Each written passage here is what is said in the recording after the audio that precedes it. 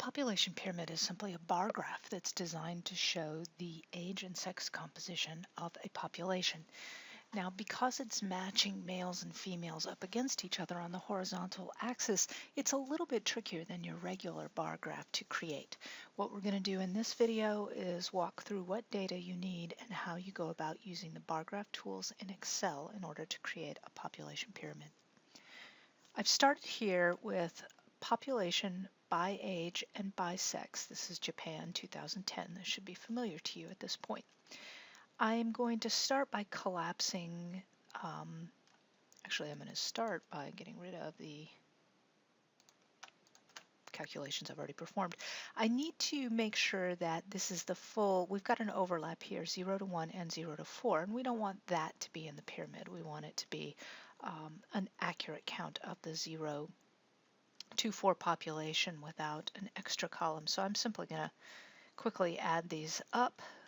This is for the male, for the total population, that plus that equals, and then I'm going to do the same thing over here, equals that plus that, enter, and then this one will be equals that plus that.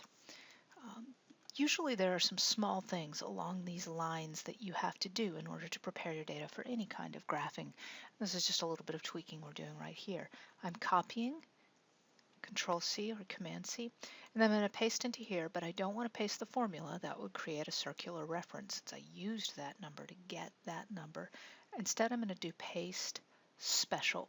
I could just do paste special down here, or I already know here in my toolbar I've got paste values right there. So we're looking for paste values. There we go. I'm going to line up my decimals. And then now I can just erase this, get that out of the way. In your version of Excel, paste special might be slightly different, but you're looking for paste special, paste values. All right, and then now I'm simply going to delete that. So now we've got this population laid out properly. Population pyramids can either use proportion of the total population, expressed normally as a percentage, or the raw population number. I'm going to create this using the raw population number and then also show you what happens when you do that with a percentage. Okay, so we have our age, our male population, our female population. Typically the standard in a population pyramid is you have males on the left, females on the right. So that's right there. I'm going to copy my entire data sheet, Control-C or Command-C, and come to a new sheet and paste. Just another thing that makes things easier in Excel is to always kind of leave your raw data alone. In fact, I should have, before I deleted that initial 0 to 1 and all of that, made myself a new sheet, but that's neither here nor there at this point. Okay, I no longer need the total population, so I'm going to delete that row. This is what I need now to do my calculations. I don't need that total. All right, I'm going to change that just to male and female so that the legend only says male or female, since this graph will only show population.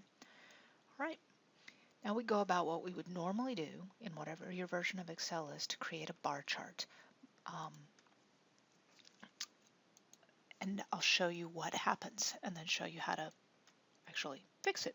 In my version, I go to Insert, Bar, and I'm going to do a horizontal bar. Now this does not look like a population pyramid because it's only half of the population pyramid. In order to trick Excel into flipping the males over so that they fall on the left, we're going to need to turn that into a negative number. So I'm going to delete this now. Delete. And then I'm going to come over here and convert this to negative. Now the easiest way to do that is just to go equals 0 minus, then the number. Whoops, there. Then I'm just going to copy and paste all the way down. Gets me that. And then I'm going to copy again. And I'm going to do that paste value again so that it doesn't bring over the formula. Paste special values. Some of your versions of Excel may look like that as opposed to having that toolbar. And then now I'm going to delete that. Okay, so now that's negative, that's positive. If I go back and do my bar graph again, Insert, Bar, Horizontal bar, now you see it takes on the traditional pyramidical shape of a population pyramid. I'm doing just a little stretching to make it bigger. It's a lot easier, you may have discovered, to click on axes or lines or things of that nature when the graph itself is a fair bit bigger. So the first thing that I'm going to do is move these axis labels over here so that they're out of my way as I continue to work. This is similar to what you had to do when you were showing net migration and net migration rates, because that could be in the negative and we needed to drop those axis labels below. Well, here we're moving them to the side. So I'm right-clicking on one of the numbers so that I can get Format Axis. I'm going to change axis labels. Right now it's next to axis. The funny thing is it says high, low, or none, and that's what you think of when you are using the horizontal axis. Low will push it to the left. High will push it to the right. Near leaves it in the middle. So I changed that to low. Again, to get to this within your own version of Excel might be slightly different, but you're looking for this set of information, axis labels, none, low, high, near. There, that's over there now, that's nice.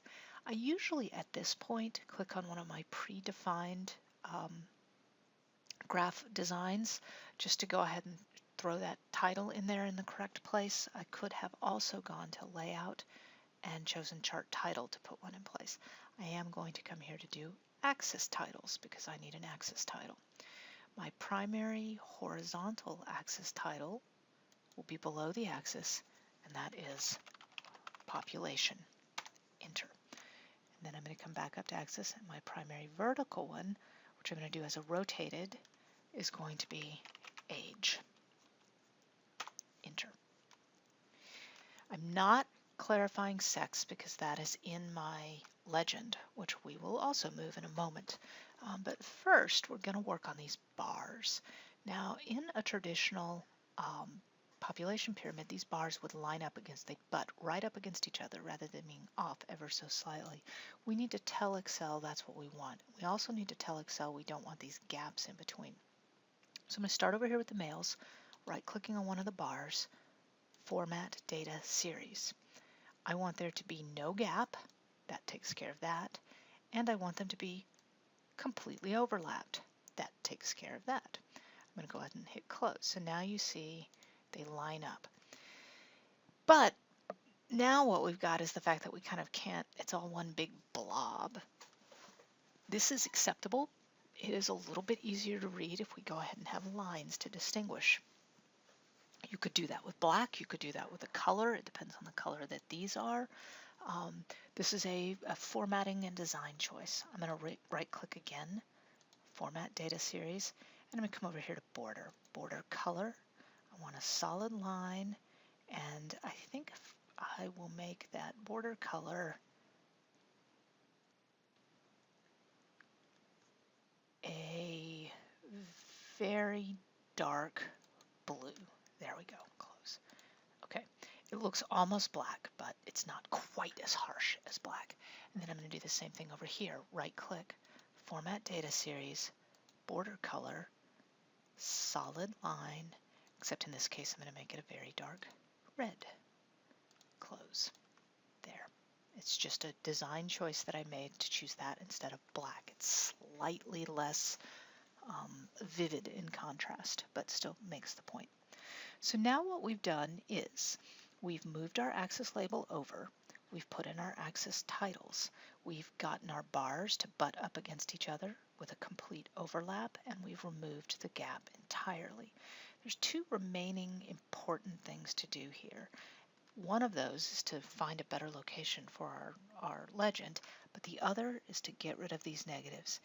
This is simply an Excel trick. It will vary slightly where and how you do this inside of your version of Excel, but we're looking to format this number into a custom number. I'm going to right-click on one of the numbers, Format Axis, and I'm going to choose Number. All right, and there is a format code that will have this present as positive, even though the source data was negative. And that format code is 0, semicolon, 0. And now I'm going to click Add. There it is. There's my custom format code. And I say Close. And there you go. It converted it. Now, there's one other thing that I'd like to do. This is my own personal preference. With numbers that large, I like to have commas in order to distinguish. And I'm not positive if I'm going to be able to do that and keep that. So I think I'll just leave it like it is. I'm sure there's a way to do it, but this will be simpler. All right, so now we've got this. I'm checking to make sure my axes come out to the same point. It's 6 million on either side. That's a good thing. If one had been way different than the other, we'd want to adjust slightly, but that looks pretty good. Last but not least, I'm going to move this. This is fine. It would be fine to have it underneath, but I'm going to show you why I prefer not to. I'm going to do Format Legend, bottom. It's in the opposite direction.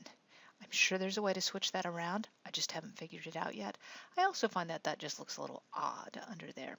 So I'm going to instead take advantage of the fact that there's a fair amount of space in these corners. And so instead, for my legend position, I'm going to go show the legend. I'm going to uncheck show the legend without overlapping the chart. When I did that, that now and close. That now allows me to just, oops, I meant to click on that. There we go. And grab it. That allows me to move that to right there. So that is no longer taking up space out here. It's taking advantage of the space that's right there. I find it a little bit small. I'm going to change that to 12 point, make it a little bit more readable on the page. Likewise, I'm going to do the same here with my axis title. I think that's a little bit small. There we go. I'm going to go ahead and leave those small because they're such large numbers to start with. And I think I'm going to see if I can pop that out ever so slightly, give myself a little bit more gap between the numbers and the axis title. And then I need this. This will be, oops, I did not mean to do that. I'm going to just hit undo a couple times up there. Okay, so I need this to say age and sex composition, Japan, 2010. I could have also simply said population pyramid, and it would have been fine. When I move this into another document, or if I were to leave this here, I would place a source of some sort right down there. Here's my source right there. I could simply drag it to down there, and when I paste this into a Word document, that's where it'll go. So that is a complete population pyramid that allows us to look at the age and sex composition of Japan, noticing how we've had a few more births in between 2005 and 2010 than in the 5-year period before that. And in fact, the number of births between roughly 2006 and 2010 greater than at any time in the past 25 years. So that's a nice thing to see. We see a little boom here, and these are the baby boomers. Japan experienced a baby boom very much like the rest of the world post-World War II. We see female population is larger than the male population, really, once you get into these older ages, to the point that by the time you hit 95, the vast majority of the remaining population, actually, it really starts here at about 85, vast majority are female.